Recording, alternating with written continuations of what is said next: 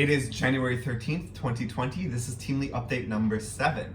So I have a lot of news for this update. The first most notable thing is we are now down from 3 members to 2 members for Teamly. The other developer, my good friend, decided for personal reasons that he couldn't pursue Teamly anymore. And while this is sad, I'm still gonna go completely full throttle with the idea. And even though I'm the only developer now and things might get a bit slowed down in terms of our timeline, I'm still gonna try and hit the timeline just like usual.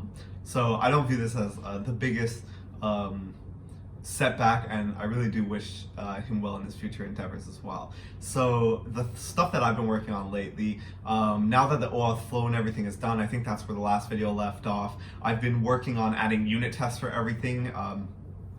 I know it might not seem like the most important thing, but I really value and I really think high quality code base is essential, especially since we're planning on this thing being something that's long term and not just get it to market, see if it works type of thing. So I wrote a bunch of unit tests for the entire front end, and then when I got to the back end, I had the surprise of realizing that back end unit tests aren't as easy as they were before now that you have Auth. And the reason is when you try to test an endpoint with a testing framework known as Chai, because I have those authentication checks on the back end, the unit tests don't just work naturally anymore, because it's now checking to see whether the user is authorized or not in order to access the backend. And the unit tests, obviously, they didn't log in through Discord or anything like that, so it's not hitting it. And I spent a couple hours trying to figure it out, and then I realized that this is sort of an issue that's not mission critical, and the best way to handle it, in my opinion, was I posted a thread on Stack Overflow to see if anyone could help me out with the thread. I browsed everything that's currently on Stack Overflow and nothing quite worked for what I'm trying to do.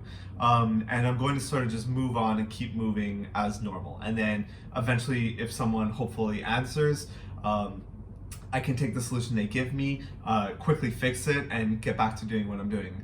And I like this because I've explored all the options. It's not like I haven't tried or anything like that. And this way allows me to spend time doing the 80% of things, or the 20% of things that really matter a lot, such as getting the app fully together, rather than spending a lot of time trying to figure out something that, while, like I said earlier, is extremely nice to have, isn't exactly mission critical. So we'll see how that goes. And that's pretty much the end of this update. I'll see you guys on Wednesday.